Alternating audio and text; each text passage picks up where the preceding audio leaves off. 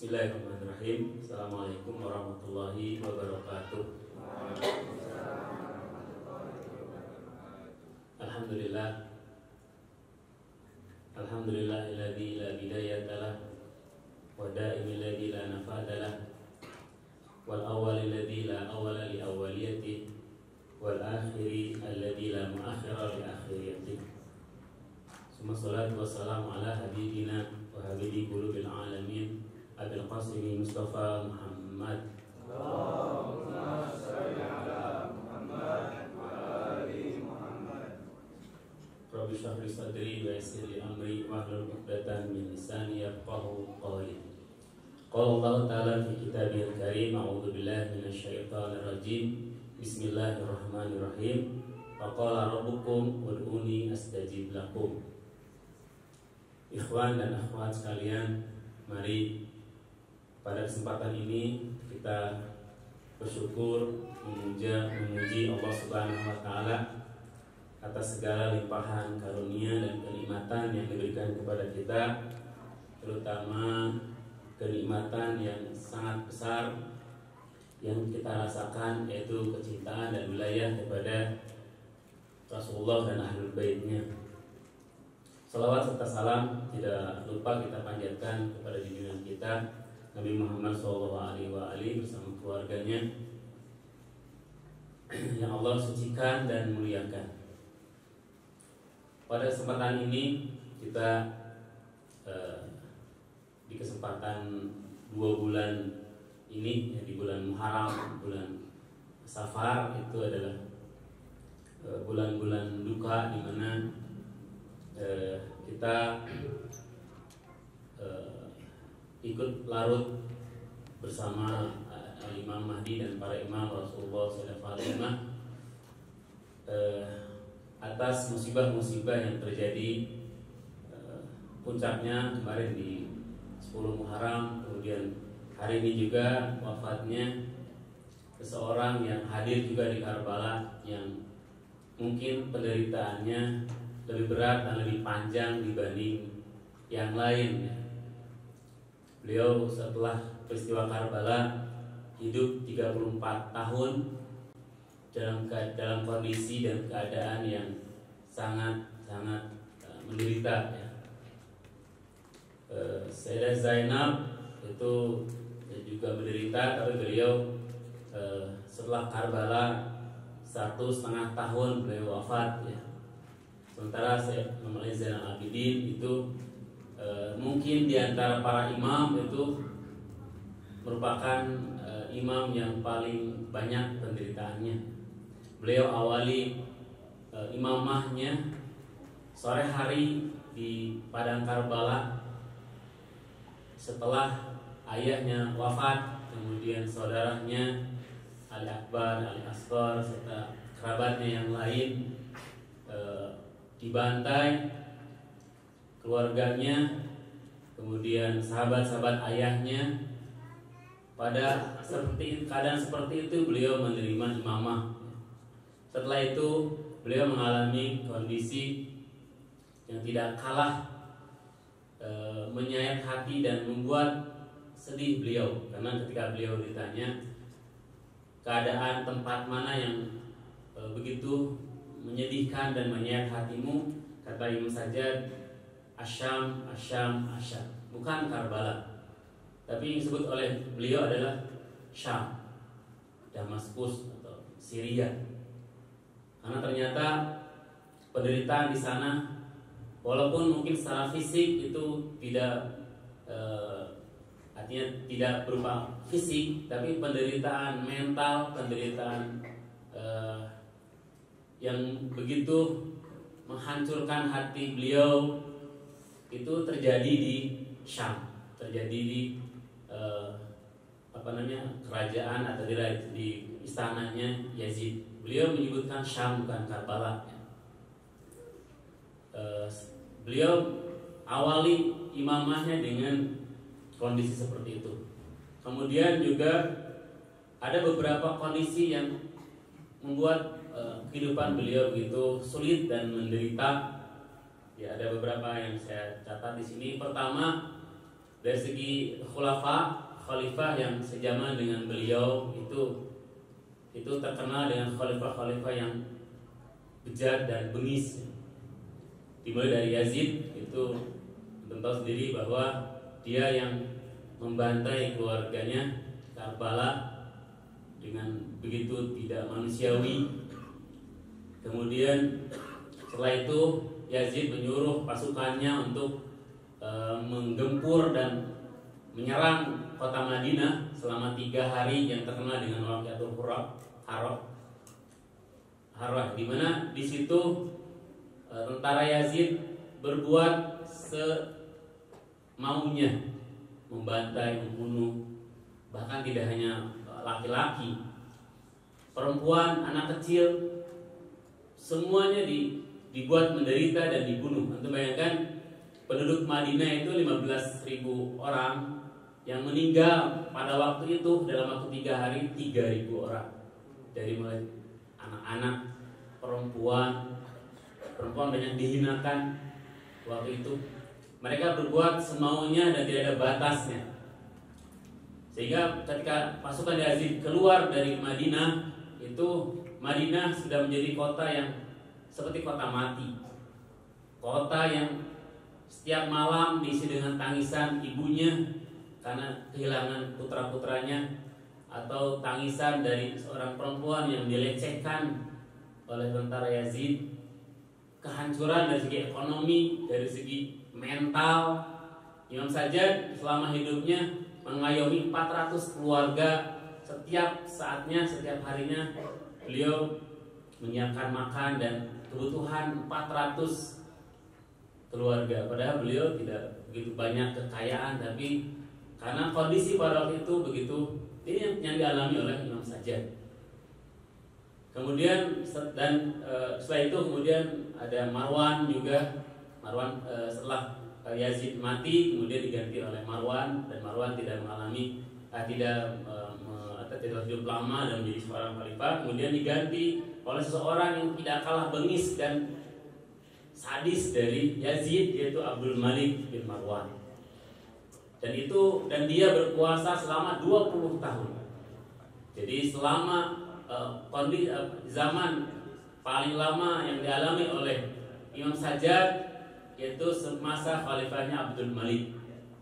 Dan dia ternyata lebih buruk, lebih sadis, lebih bengis dibanding dengan Yazid. Dia punya komandan namanya Hajjaj bin Yusuf yang membunuh 80.000 pengikut Ahlul Bait. Hambar meninggal pada waktu itu, kemudian Umel. Dia sudah tidak lagi memiliki agama. Ketika dihadapkan Al-Quran, dia ingatkan kemudian hadza farqun bainana wa bainakum.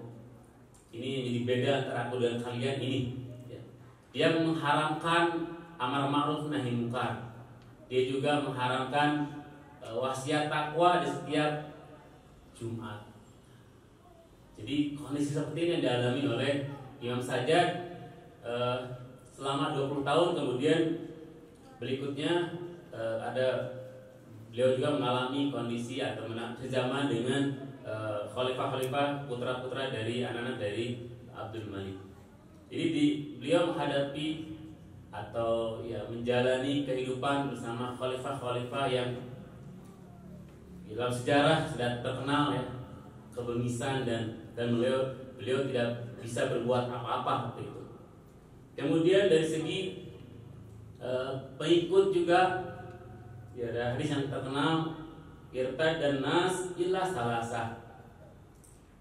Semua manusia telah kehilangan wilayah. Semua manusia telah melepas wilayah. Irtada di sini bukan berarti murtad keluar dari Islam, tapi melepas wilayah. Semua manusia kecuali 3 orang. Ada hadis mengatakan 5 orang, ada hadis mengatakan 7 orang.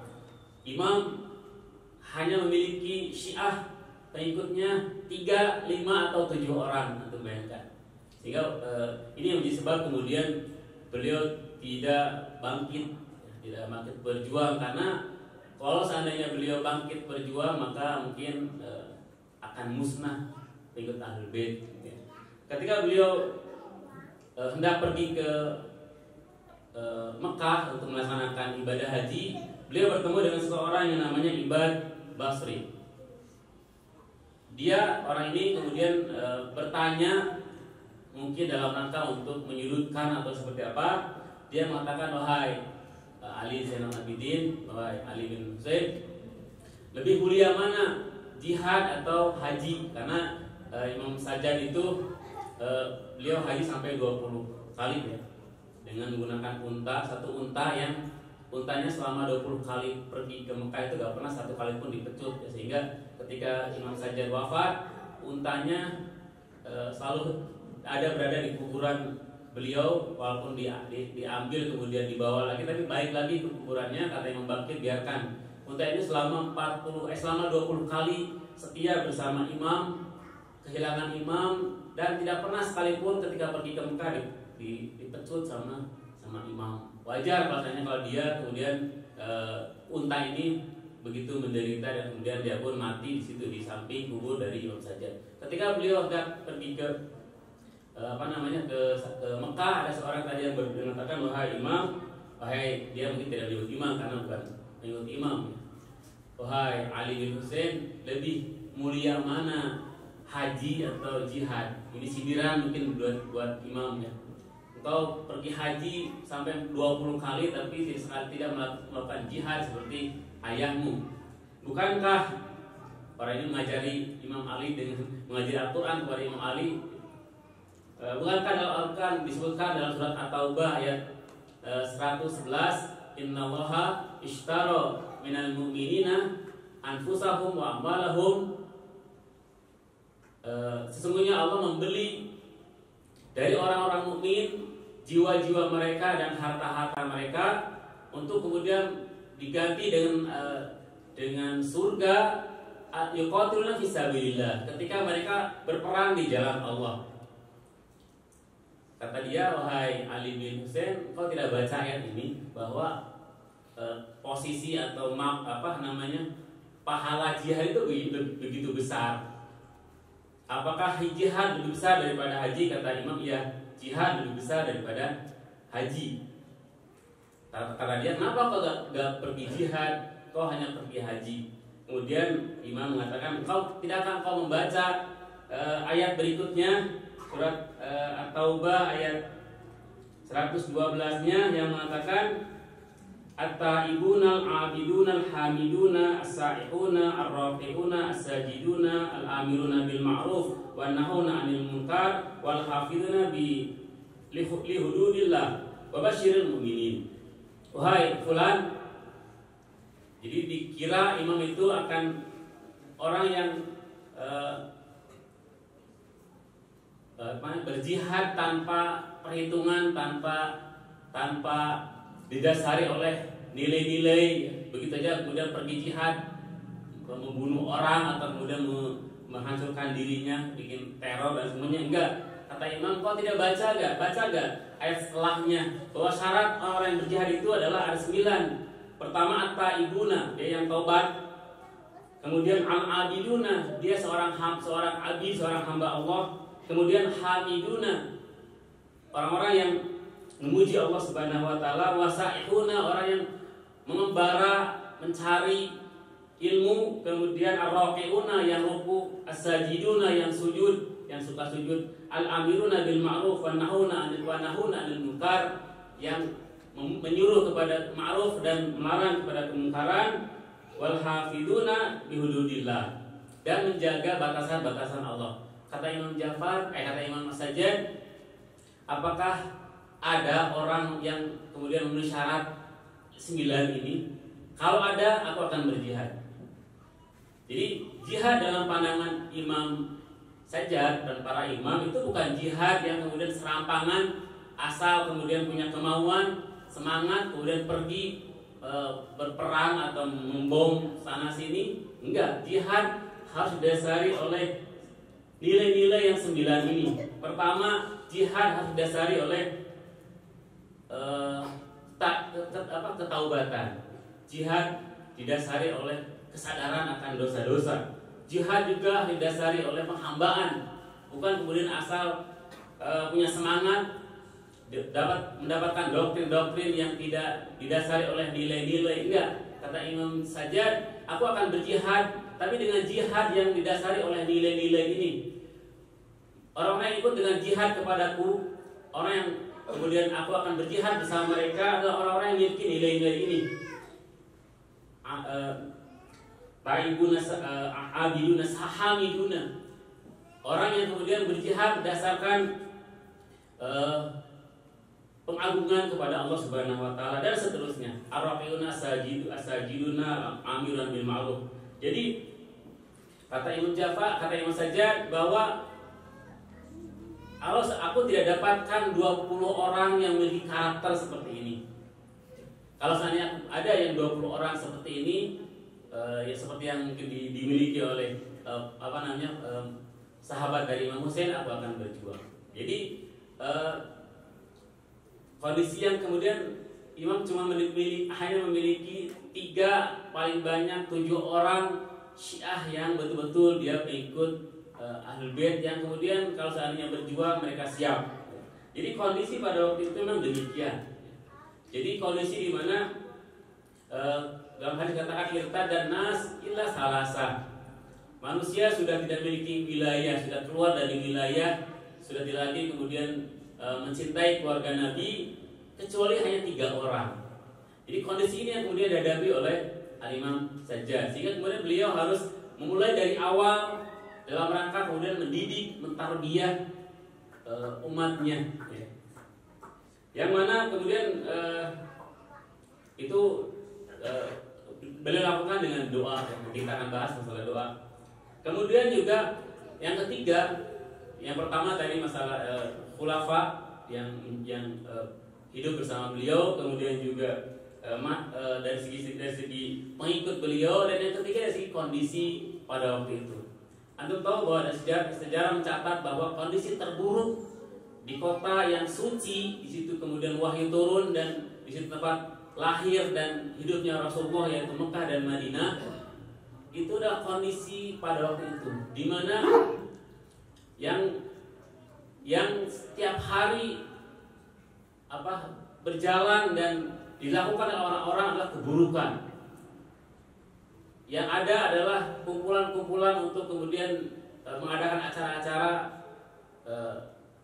nyanyi bersama, kemudian joget-joget, ya. Di mana di waktu itu dalam bukunya Rahbar mengatakan bahwa setiap malam itu mereka mengadakan pesta-pesta, minum-minum keras, kemudian di situ ada penyanyi yang kemudian menyanyikan lagu-lagu yang mengundang syahwat, kemudian itu ada penari-penari perempuan. Itu yang rame di 2 kota suci itu adalah itu. Sampai pada satu malam ada seorang penyanyi di satu rumah, kemudian orang-orang pada datang dan berjoget di atas di rumah, kemudian saking penuhnya sebagian naik ke atas sampai kemudian banyaknya orang sampai roboh rumah tersebut dan yang penyanyinya mati.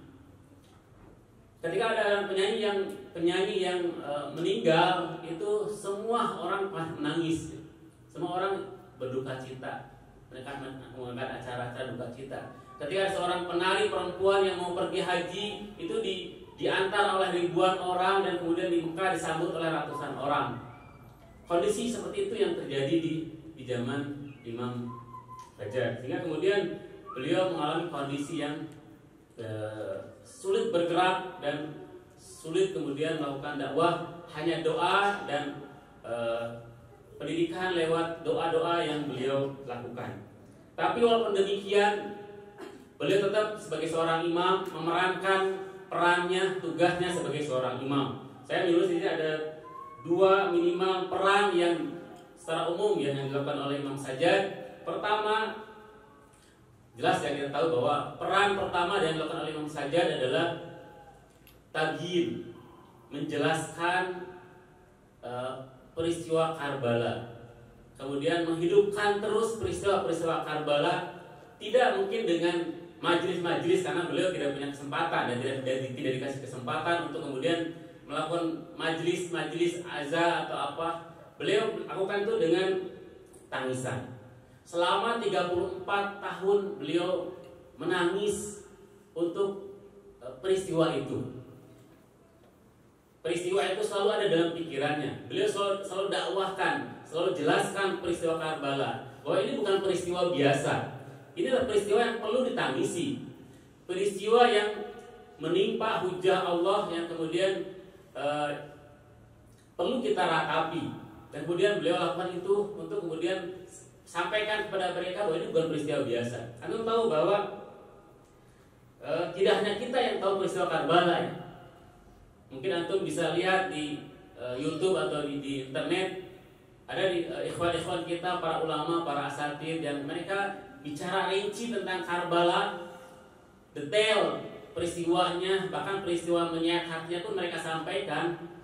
Tapi setelah itu sudah wala tangisan, wala acara apa, wala kemudian menyampaikan syair-syair duka, selesai.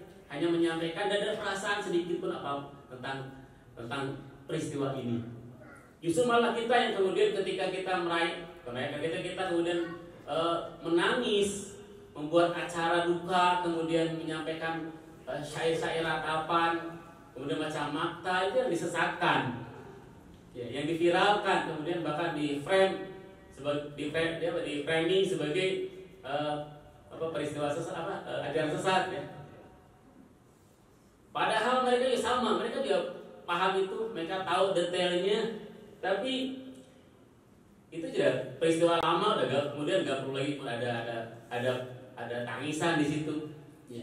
Tapi kita lain, bahwa kata Imam Sajjad enggak, ini bukan peristiwa biasa yang kemudian hanya dihafal tanggalnya kapan, kemudian nama-namanya siapa, peristiwanya apa, kemudian maaf ya, siapa yang dibunuh, siapa yang disembelih, kemudian pelakuan seperti apa. Dan itu kemudian yang diusahakan oleh khalifah kemudian bahwa ini peristiwa biasa. Kata yang saja enggak, ini peristiwa yang perlu ditangisi. Peristiwa yang harus dibikin acara, peristiwa yang harus dibikin besar-besaran. Ini peristiwa yang menyampaikan pesan-pesan yang luar biasa. Dengan tangisan beliau kemudian mentabiin, menjelaskan dan menghidupkan kembali Karbala. Jadi beliau lakukan selama hidup beliau sampai kemudian beliau wafat di umur 67 tahun ya. Di tahun 91 atau 95 Hijriah. Beliau selalu menangis setiap saat ketika melihat air, beliau menangis, hendak wudu beliau menangis, hendak minum air beliau menangis, ketika ada orang menyembelih kambing beliau menangis, ketika hendak wudu beliau sampai berkali-kali wudu itu air itu kemudian masuk ditampung di tangannya, kemudian jatuh lagi menangis. Itu bukan kemudian dalam rangka, bukan sebagai sebuah kecengengan yang kemudian terjadi pada orang yang ayahnya meninggal dan keluarga meninggal. Enggak, ini sebuah tabligh. Ini sebuah dalam rangka untuk menghidupkan kembali peristiwa Karbala, menjelaskan bahwa Karbala itu peristiwa besar, peristiwa yang kemudian perlu diratapi, ya. Dan jangan takut ya, jangan dan beliau juga kemudian tidak hanya nangis, beliau juga menyampaikan khutbah-khutbah. Saya akan sebutkan dari beberapa khutbah yang beliau sampaikan di Kufah, kemudian di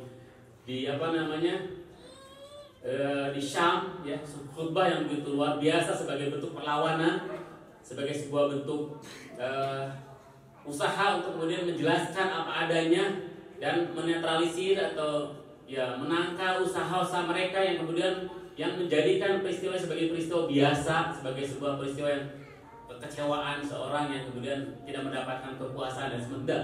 Beliau sampaikan juga dalam khutbah-khutbahnya, beliau jelaskan itu agar kemudian masyarakat tidak terkena hoax, ya.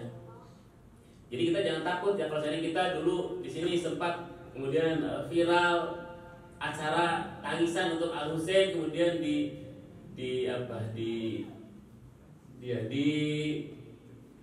diviralkan dalam bentuk yang fitnah dan semuanya, itu jangan heran ya.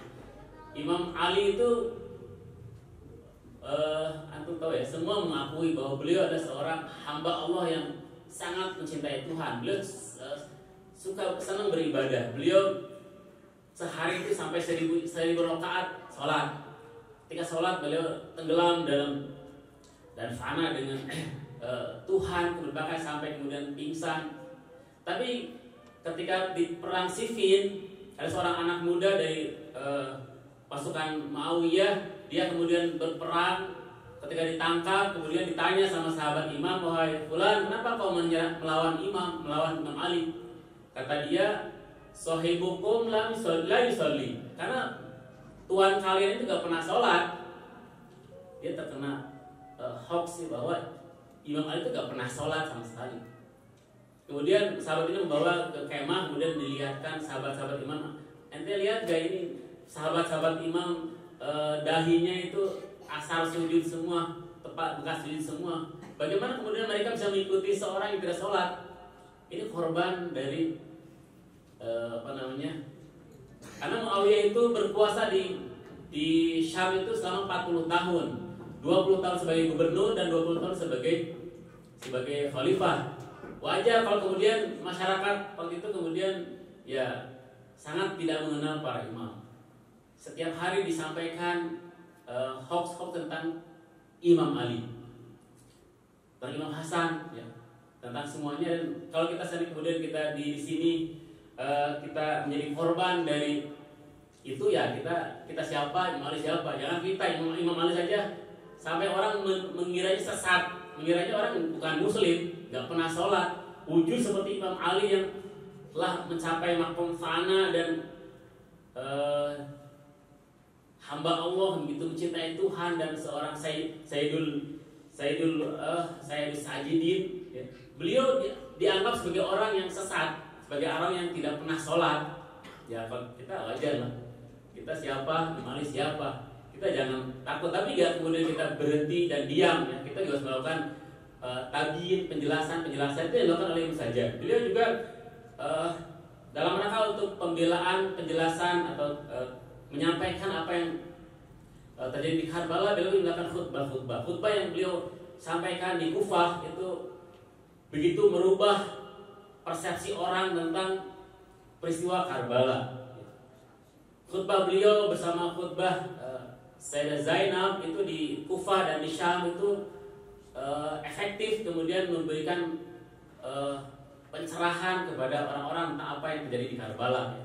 Beliau menjelaskan tentang siapa dirinya, siapa keluarganya, siapa Imam Hussein, siapa yang kalian bunuh dan kalian sekarang berpesta pora, itu siapa sebenarnya. Beliau menyampaikan itu bukan dalam rangka kemudian sok-sokan atau sombong, karena kita juga harus kadang pada suatu saat kita gak boleh kita terlalu low profile, ya, tapi harus high profile juga. Kita kadang dalam kondisi yang kita tuntut untuk kemudian menyampaikan kelebihan kita, sampaikan kelebihan kita. Imam Sajjad ketika beliau khutbah di Kufah itu beliau menyampaikan tentang siapa dirinya, siapa Ahlul Bait, bahwa untuk sudah hafal semua khutbahnya. Ayuhan nas u'tina sittan wa fudilna bisab'in, bahwa wahai manusia, kami ini punya kami diberikan oleh Allah Subhanahu wa taala 6 hal, 6 kebaikan, 6 kemuliaan. Dan aku juga dimuliakan dengan 7 orang yang mulia. Beliau sampaikan bahwa kami adalah ahlul hilmi, samahah, wal fasahah, wal syuja'ah, wal mahabbah fi qulubil mu'minin. Kami inilah orang-orang yang memiliki ilmu, bukan orang sembarangan. Kami adalah orang yang memiliki ilmu yang tidak hanya ilmu biasa, tapi ilmu laduni. Para imam kami, para ahlul bait itu bukan orang kemudian biasa yang memiliki ilmu biasa, tapi kami adalah orang yang memiliki keilmuan yang itu langsung bersumber dari Allah Subhanahu wa taala. Suatu hari Imam Ali ditanya sama orang, kemudian beliau menjawab tentang apapun beliau ditanya, beliau langsung jawab. Kemudian orang di sampingnya berkata, wahai Ali, engkau gak mikir dulu gitu, setiap nanya tentang apa dijawab langsung. Kemudian tanya tentang masa lalu dijawab langsung, tanya tentang masa depan dijawab, ditanya tentang langit dijawab, ditanya tentang bumi langsung dijawab. Apa kau gak mikir dulu? Kata Imam Ali, ini berapa ini? Kata dia 5. Kata Imam Ali, mikir dulu. Kata dia, gak perlu mikir, ini kan 5, jadi sudah sangat jelas. Kata Imam Ali, ya bagiku seluruh hakikat bagiku seperti ini. Aku tidak perlu berpikir. Bagiku semua hakikat aku telah sampai kepada hazanah ilmu Allah di Lauhul Mahfuz, di mana seluruh hakikat ada di tanganku. Ilmu para imam itu bukan ilmu sembarangan. Kami adalah ahlul ilm. Kami adalah pemilik ilmu yang Allah berikan. Kami juga ahlul hilm. Kami juga orang-orang yang memiliki kelembutan hati. Saya di sini pernah sampaikan dulu bahwa rahmat Allah itu yang kita lihat di dunia ini itu hanya 1% dari rahmat Allah yang Allah turunkan. Jadi 99% itu dimiliki Allah Subhanahu Wa Taala. 1%-nya yang kita lihat kasih sayang dari seorang ibu kepada anaknya, anak kepada ibunya, kemudian istri kepada suaminya, guru kepada muridnya, sahabat kepada sahabatnya. Kita lihat banyak orang yang kemudian menampakkan kasih sayangnya itu hanya 1%. 90%-nya itu diberikan kepada ahlul bait. Jadi rahmat Allah, kasih sayang Allah itu diberikan 99% diberikan kepada ahlul bait. Kami adalah ahlul hilm, kami adalah ahlus samahah, kami adalah ahlul jud, kami adalah jawad, kami adalah orang yang dermawan.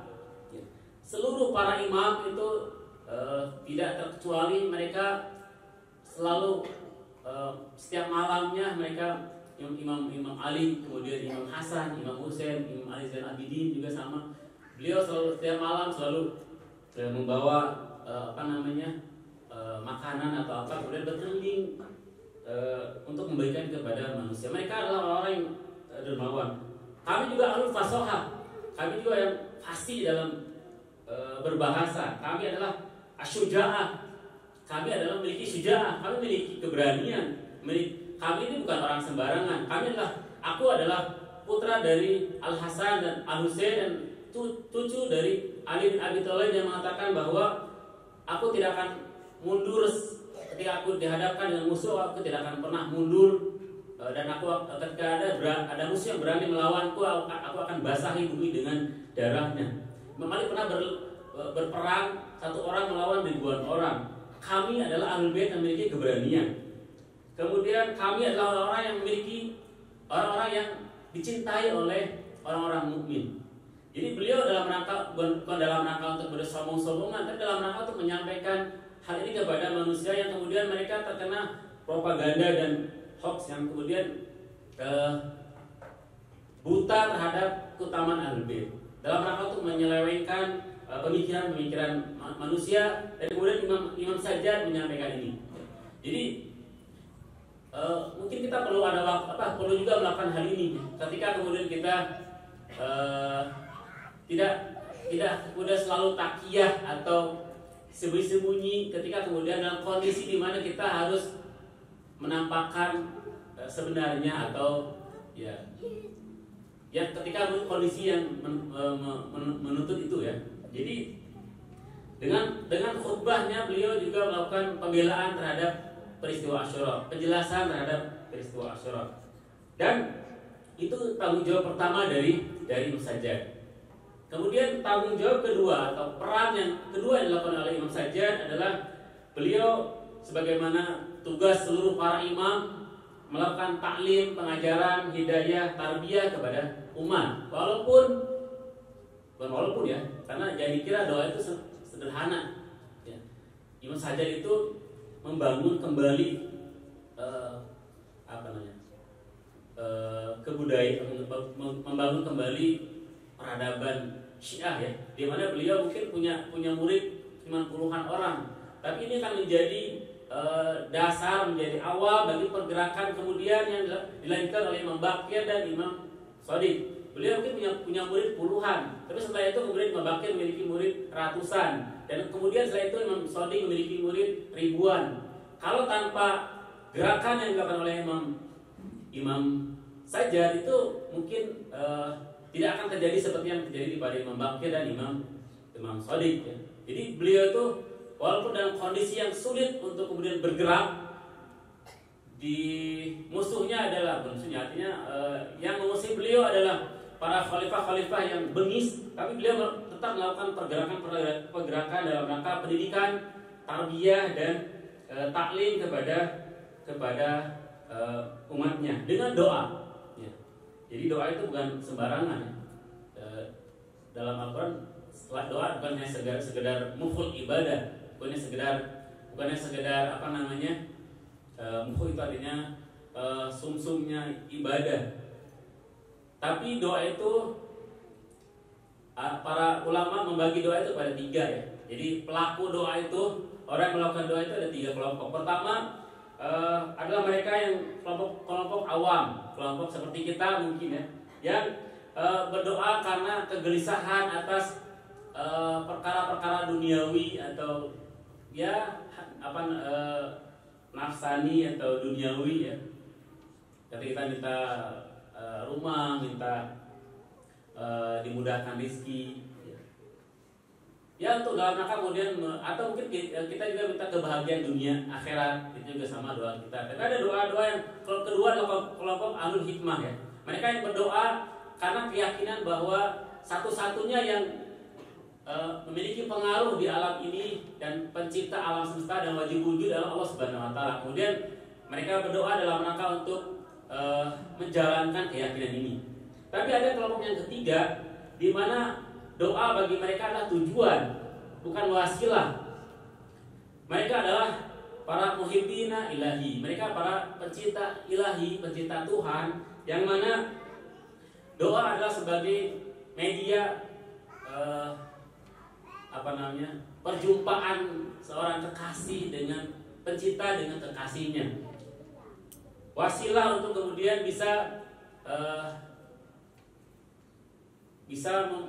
dia bisa berduaan dengan kekasihnya, berdialog dengan kekasihnya.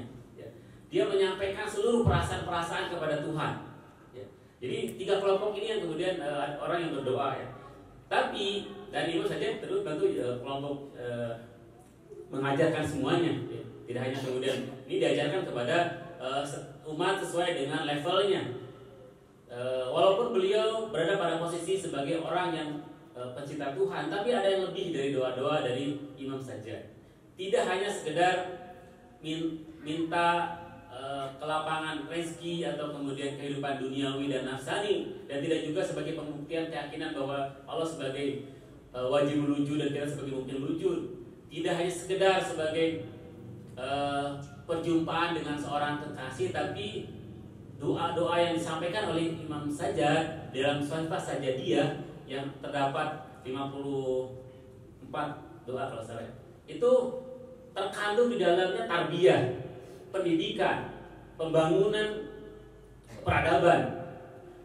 Antum tahu doanya Makarim Akhlak yang disyarahi oleh ulama, saya lupa namanya, sampai 3 jilid itu.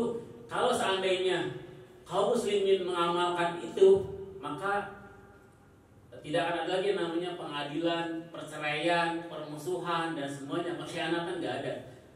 Akan terbentuk sebuah masyarakat ideal kalau seandainya masyarakat mengamalkan doa yang ada pada doa Makarim Akhlak yang ada di Mafatih juga. Tidak hanya sekedar hanya sekedar kemudian dia rindu sama Tuhannya, tapi dalamnya terkandung nilai-nilai tarbiyah di dalamnya. Ya, Sifat Sajadiyah itu bukan sekedar doa yang sekedar meminta makan atau minum atau yang lain, tapi di dalamnya ada tarbiyah. Ya. Di dalam doa Makarim Akhlak, doa yang lain di situ kemudian terdapat dalam sebuah kitab.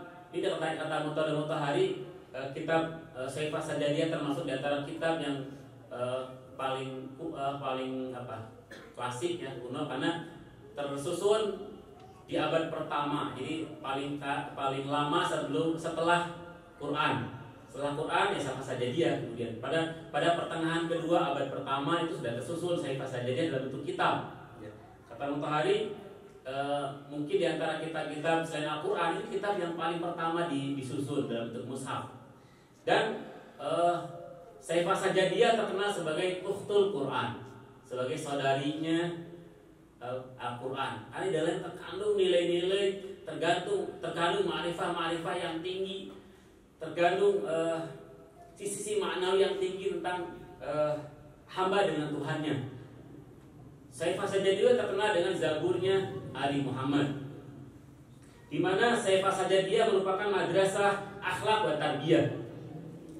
Di dalamnya terdapat ajaran-ajaran yang mengajarkan tentang nilai-nilai moral, kemudian akhlak, kemudian Beliau juga punya risalatul hukuk ya, selain doa, Saifah Sajadiyah, beliau juga punya menulis kitab risalatul hukuk yang di dalamnya terdapat menuliskan tentang hak-hak tidak hanya manusia, bahkan anggota tubuh manusia juga punya hak, hak tangan, hak mata, hak telinga, kemudian hak tumbuhan, hak hewan, hak orang tua, hak anak. Kalau seandainya kitab ini pun diajarkan dan pun diamalkan oleh kita, maka insya Allah seluruh hak-hak di alam semesta ini akan terpenuhi. Jadi Saifah Sajadiyah itu tidak hanya sekedar doa yang kemudian di situ hanya minta kemudian mengharap sesuatu duniawi, tapi di dalamnya adalah madrasah akhlak. Kemudian di dalam juga terkandung ma'arif al-aliyah, pengetahuan-pengetahuan yang tinggi tentang ketuhanan. Kemudian juga di dalamnya terdapat program-program sair wa suluk, program-program penyempurnaan ma'nawiyah. Imam Khomeini dalam suratnya kepada cucunya, beliau mengatakan bahwa Saifah Sajadiyah adalah munajat, di dalamnya terkandung munajat paling luar biasa, munajat irfani yang luar biasa, yang mana biasa dilakukan oleh seorang pesalik di keheningan malam. Itu dalam terkandung munajat yang biasa dilakukan oleh seorang pesalik. Kemudian juga kata Imam Khomeini kepada cucunya bahwa di dalamnya terkandung tariqah as-suluk wa auliya ilahi. Di dalamnya terkandung program-program tariqah suluk untuk kemudian mencapai kesempurnaan insaniyah, mencapai maqam kedekatan kepada Tuhan, mencapai maqam insan kamil. Itu terkandung di dalam Saifah Sajadiyah. Bagaimana tidak, Imam Sajjad itu ketika masih kecil itu beliau sudah menjadi seorang pesalik, sudah menjadi seorang waliullah, sudah menjadi seorang insan ilahi. Dalam sejarah dicatat bahwa Ibrahim Adham, atau mungkin pernah dengar ada seorang sufi besar namanya Ibrahim Adham.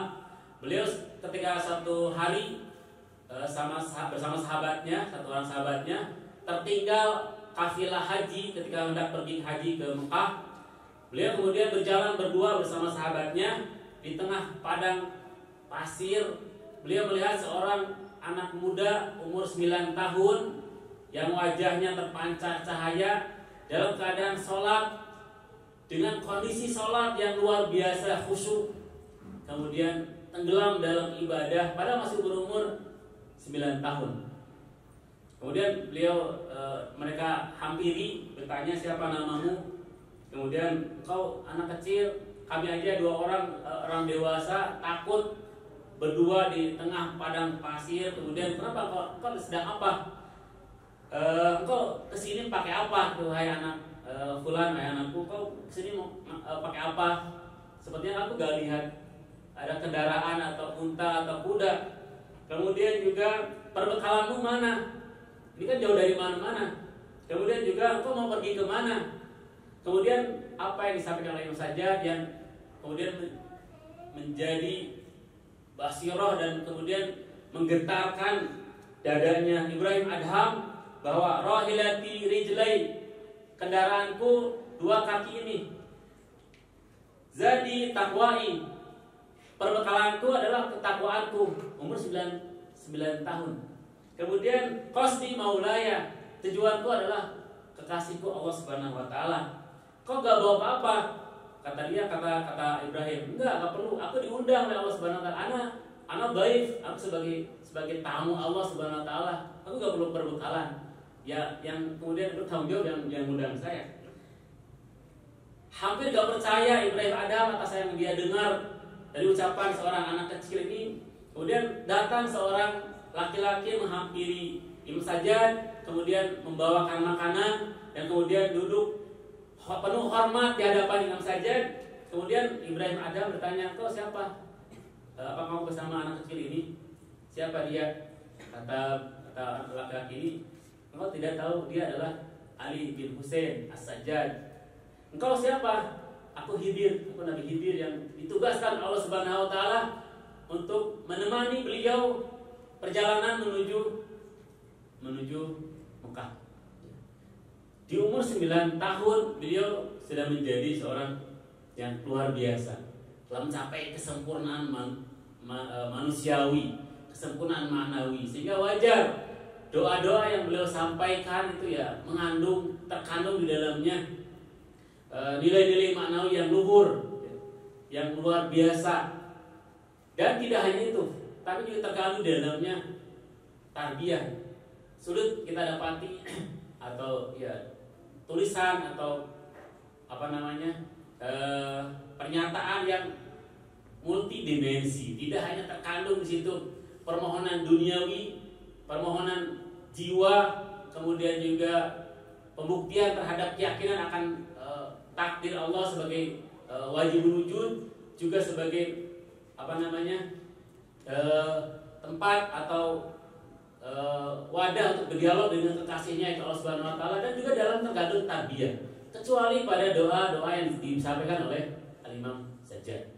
Di situ diajarkan bagaimana kita disuruh untuk inqita, disuruh untuk kemudian inqita itu artinya terlepas harapan dari seluruh makhluk hanya kepada Allah Subhanahu wa taala. Karena ini syarat dari doa ya. Mungkin antum pernah dengar ada dulu di zamannya Nadir Shah di Iran itu. Nadir Shah seorang raja yang berwibawa dan kemudian tegas. Ketika Nadir Shah kemudian bersama pasukannya ziarah ke Imam Ridho, di depan pintu Imam Ridho dia melihat ada seorang pengemis.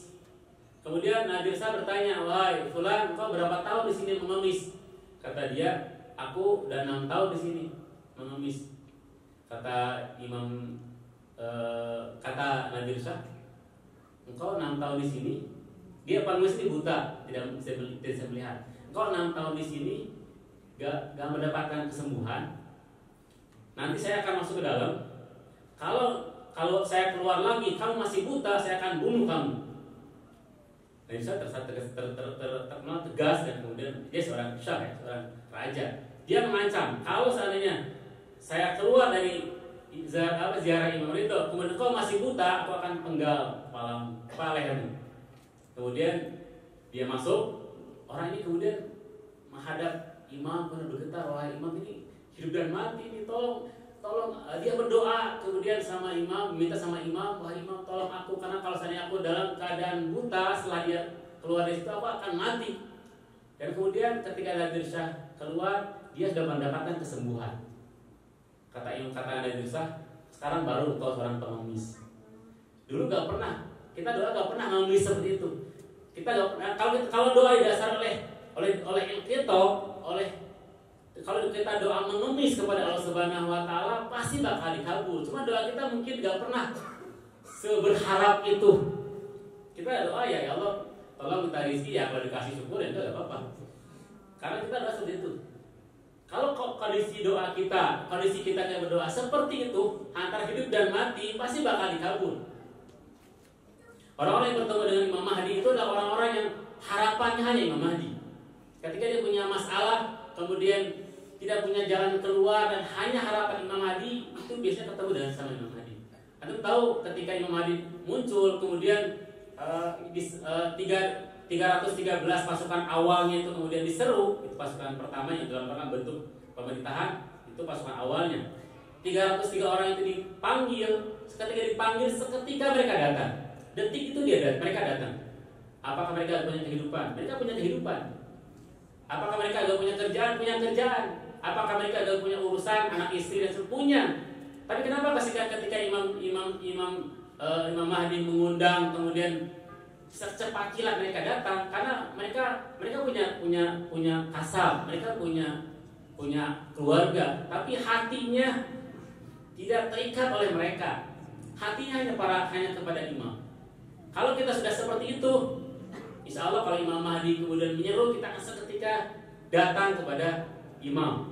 Ya, sebagian ada yang mengatakan pasukan imam yang 313 itu ada yang naik awan dan semuanya, saking cepatnya mereka mendatang menghampiri imam. Bukan mereka gak punya kerjaan. Kalau kita mungkin dipanggil sama rahbar atau siapa, "Pak dulu saya masih punya urusan nih, saya masih ada bisnis yang tanggung, masih belum selesai, saya punya anak masih baru masuk sekolah, baru TK, kemudian dan semuanya." Kata imam, "Nanti mungkin kita imam nggak butuh orang seperti ini, ya. Dan kita nggak tahu ya karena kapan Imam Mahdi muncul. Temannya almarhum Ayatul Behjah itu dia orang yang sering bertemu sama Imam Mahdi. Ketika ini cerita dari Imam Syekh Behjah. Ketika orang datang ke rumahnya Syekh Behjah bertanya, "Wahai fulan, baru-baru ini kau ketemu imam enggak?" "Ya, aku ketemu imam." "Kau tanyakan enggak kapan imam muncul?" "Iya, aku tanyakan." "Apa kata imam?" "Aku tanyakan kepada imam, wahai imam, kapan matan faraj? Kapan kau muncul?" "Sebentar lagi." "Apakah aku akan menangi gak? Aku akan bisa hadir gak? Jangankan kau, lebih tua darimu pun akan menangi aku hadir." Jadi secepat Allah kita gak tahu ya. Cuman itu yang kisah yang kemudian dikisahkan oleh Syekh Behjah, bahwa temannya itu mengatakan, imam mengatakan bahwa sebentar lagi engkau pasti bakal bertemu denganku. Jangankan kau, yang lebih tua darimu pun akan ketemu denganku. Kemudian satu hari Sayyid Ali Khamenei, beliau gak pernah menyampaikan mimpinya apa kemudian, tapi satu hari beliau menyampaikan kepada sahabat dekatnya bahwa beliau bermimpi bertemu dengan Rasulullah. Kemudian Rasulullah menunjukkan satu bangunan yang belum selesai. Kata Rasulullah, "Hai Sayyid Ali, sekarang engkau punya tugas untuk menyelesaikan bangunan ini." Kata Sayyid Khamenei, "Aku gak punya kemampuan." Kata Rasulullah, "Enggak, engkau yang menyelesaikannya. Engkau yang menyelesaikan bangunan ini sehingga kemudian terselesaikan." Jadi yang akan menyelesaikan tugas penantian itu kita nggak tahu ya Allah. Cuman kita harus siap. Kita harus kalau mau kemudian kita menjadi baik, apalagi yang dari 313, mungkin saja kalau kita seandainya kita punya intiqal terhadap selain imam, kita tidak terikat oleh kebutuhan keseharian, anak, istri, kerjaan, bisnis dan semuanya. Kalau saya mungkin dipanggil untuk kemudian ke jihad sama ulama atau sama rahbar, mungkin saya punya anak baru 2 tahun, saya baru lagi repot-repotnya, entar dulu ya, sebentar saya bereskan dulu mungkin. Ya. Jadi kalau kita sebenarnya sudah inqita, hanya terikat kepada Allah dan imam kita, maka itulah yang kemudian menjadi pengikutnya dan dikabulnya doa seperti itu. Innallaha yuhibbul mulhina fi du'a. Allah suka sama orang-orang yang dalam doa itu ngerengek. Mulhin artinya maksa gitu. Kalau anak kecil minta sama kita kemudian ngerengek, itu mulhin. Saya pernah kisahkan kepada antum bahwa ada seorang yang kemudian 2 orang, ayah dan anak kemudian pergi ke sebuah tempat. Kemudian ayahnya meninggal di situ, kemudian diurus sama tuan rumah di situ, seorang pengembala. Kata anaknya, "Wahai pengembala, tolong doakan ayah saya sebelum dikuburkan." Kata pengembala, saya nggak bisa doa. Udah nggak apa, doain aja. Akhirnya pengembala itu komat kamit depan jenazah, kemudian dikuburkan. 2 hari kemudian ada seorang waliullah bermimpi bahwa orang ini, bapak ini, masuk surga berkat doanya si pengembala tadi. Anaknya bertanya, "Wahai pengembala, katanya engkau gak bisa doa, tapi doa kamu itu membuat ayah saya masuk surga. Apa yang kau sampaikan?" Kata pengembala, "Aku gak ngomong apa-apa, aku hanya ngomong sama Allah, ya Allah, dia itu teman tamu saya.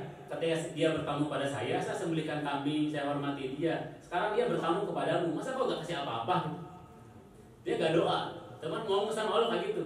Itu namanya mulihin, ngancam sama Allah. Masa aku aja hamba menghormati kamu, masa engkau sekarang ada hamba? Sehingga ini ucapan ini kemudian membuat dia masuk surga. Ada banyak kisah yang kemudian seperti itu, yang kemudian ada orang yang punya anak yang hampir buta, kemudian bawa ke Imam Ridho, kemudian beliau berteriak saya lihat di khutbah orang Arab, di sampingnya ada yang bapak yang punya anak, cerita tentang di sampingnya itu, bahwa dia pernah ziarah ke Imam Ridho dalam rangka untuk penyembuhan putranya. Dia berteriak di di pintu makam, wahai imam, anak saya sudah dibawa kemana-mana, ke setiap negara saya bawa untuk mengobatinya. Seluruh dokter gak mampu mengobatinya. Masa kau gak mampu? Setelah itu kemudian anaknya sembuh. Kesembuhan ini mulihin namanya. Orang yang kemudian harapannya ya tanda kutip semacam ngancam gitu. Dokter-dokter gak mampu mengobatinya. Masa kau imam gak mampu? Kata imam, ya aku gengsi dong kalau gak sampai gak mampu. Kalaupun gak akan demikian, aku gengsi dong, masa dia menghormati tamu saya gak mampu. Itu namanya mulihin. Orang yang kemudian mintanya sama Allah meremeh. Ini yang diajarkan oleh para imam, kemudian kita supaya kita menjadi meminta-minta kepada Allah.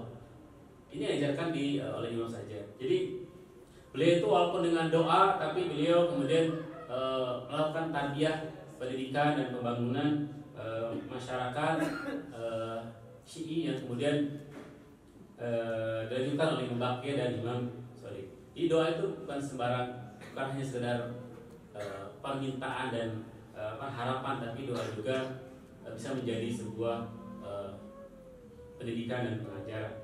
Jadi Imam Sajjad wafat di tanggal 25 Muharram.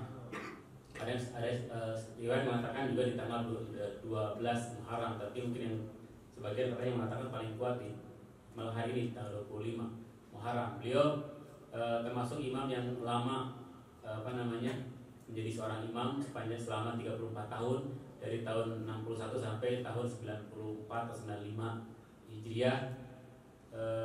Di hari-hari ini beliau wafat diracun ya. Beliau wafat diracun oleh putranya Abdul Malik. Ketika Imam Baqir mengurus jenazah Imam Sajjad, beliau sedang memandikan jenazah Imam Sajjad. Seketika beliau berhenti dan menangis terseduh-seduh. Kemudian sahabat yang lainnya bertanya, wahai Imam Baqir, kenapa? Apa yang terjadi? Kata beliau, aku melihat bekas-bekas rantai dulu yang ketika beliau diarak dari Karbala menuju Syam itu masih berbekas di tubuh beliau.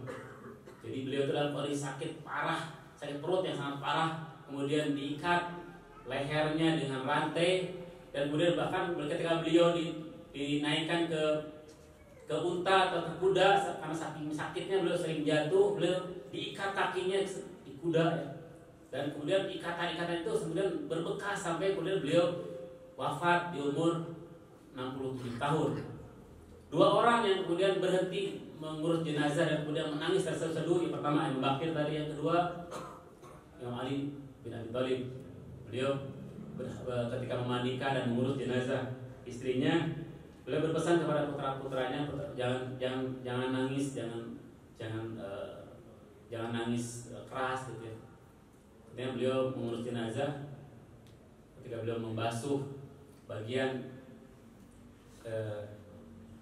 tulang rusuknya Sayyidah Zainab, beliau tersujud, tersungkur dan menangis keras-kerasnya.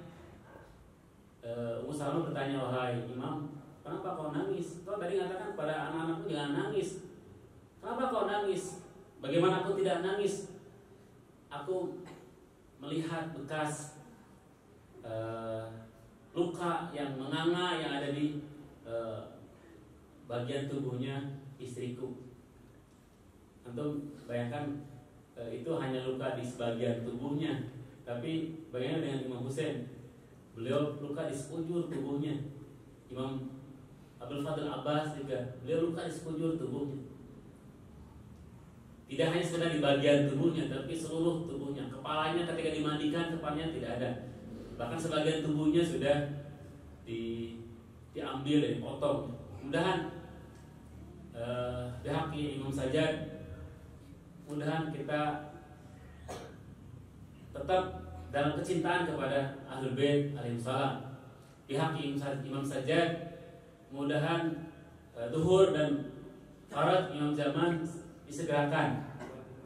Bihaqi Imam Sajjad, mudahan rahbat kita, pemimpin kita diberikan kesehatan dan umur yang panjang, sehingga kemudian beliau bisa menjalankan tugasnya Pihak Imam Sajjad, mudah-mudahan para ulama diberikan kesehatan, para maroji umur yang panjang.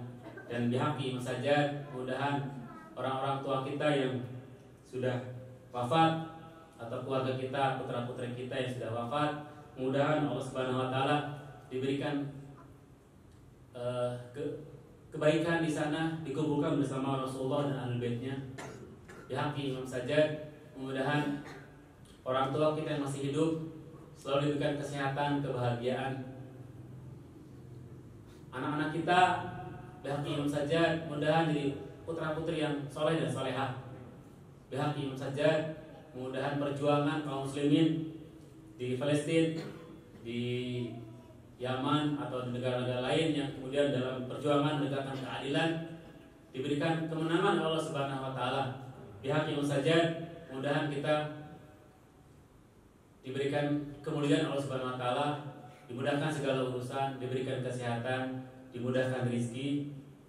Itu aja yang bisa sampaikan. Mohon maaf seandainya banyak kekurangan. Billahi bismillah. Assalamualaikum warahmatullahi wabarakatuh. Waalaikumsalam warahmatullahi wabarakatuh. Sallu ala Muhammad wa ali Muhammad. Allahumma shalli ala Muhammad wa ali Muhammad.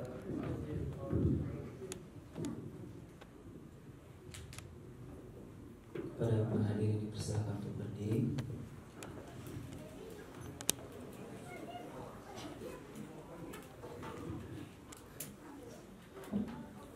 Ya Zainal Abidin, saksi duka Karbala. Ya Zainal Abidin, korban luka Karbala. Semuanya. Ya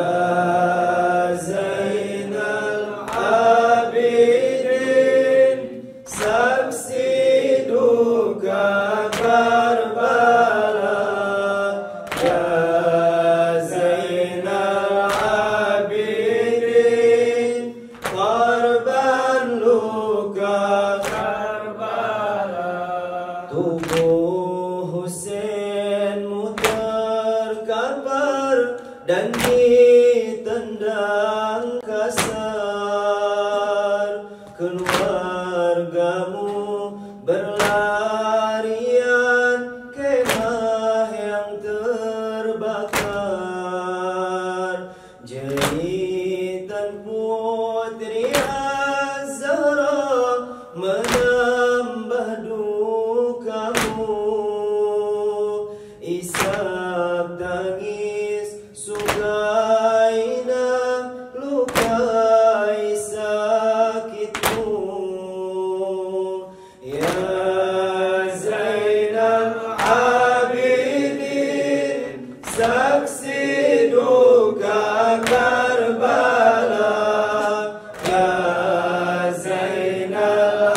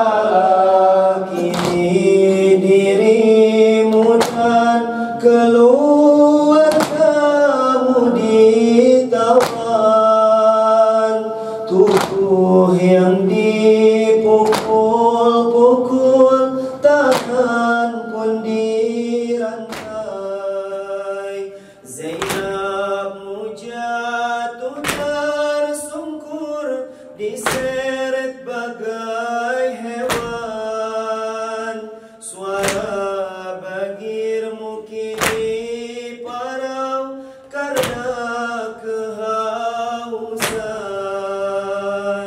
Ya Zainal Abidin, saksi duka Karbala.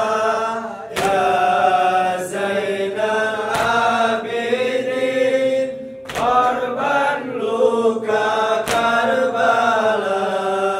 Ya Zainal Abidin, saksi duka Karbala. Ya Zainal Abidin, korban luka Karbala. As-Sajjad, As-Sajjad, Ya Ali ibn al-Husain. As-Sajjad, As-Sajjad, Ya Zainal Abidin, Ya Zainal Abidin. As-Sajjad, As-Sajjad, Ya Ali ibn al-Husain. As-Sajjad, As-Sajjad, Ya Zainal Abidin, Ya Zainal Abidin. Tak mampu mata ini menjadi matamu, tak mampu matahari menyinari dukamu, tak mampu jiwa ini menerima bebanmu. Kesaksian Karbala hancurkan hatiku. Kesaksian Karbala hancurkan hatiku. As-Sajjad, As-Sajjad, Ya Ali ibn al-Husain. As-Sajjad, As-Sajjad, Ya Zainal Abidin, Ya Zainal Abidin. Kesabaran adalah mahkota keimanan. Ujian menghiasi cakrawala cinta. Perhiasan ahli ibadah disematkan di atas jiwa yang ditempa Karbala. Di atas jiwa yang ditempa Karbala. As-Sajjad, As-Sajjad, Ya Ali ibn al-Husain. As-Sajjad, As-Sajjad, Ya Zainal Abidin, Ya Zainal Abidin. Ayahmu telah pergi disambut sang Nabi. Tinggallah dirimu hadapi umat ini. Semua luka derita kau balut dengan cinta. Keindahan ibadahmu sahifah sajadiah. Keindahan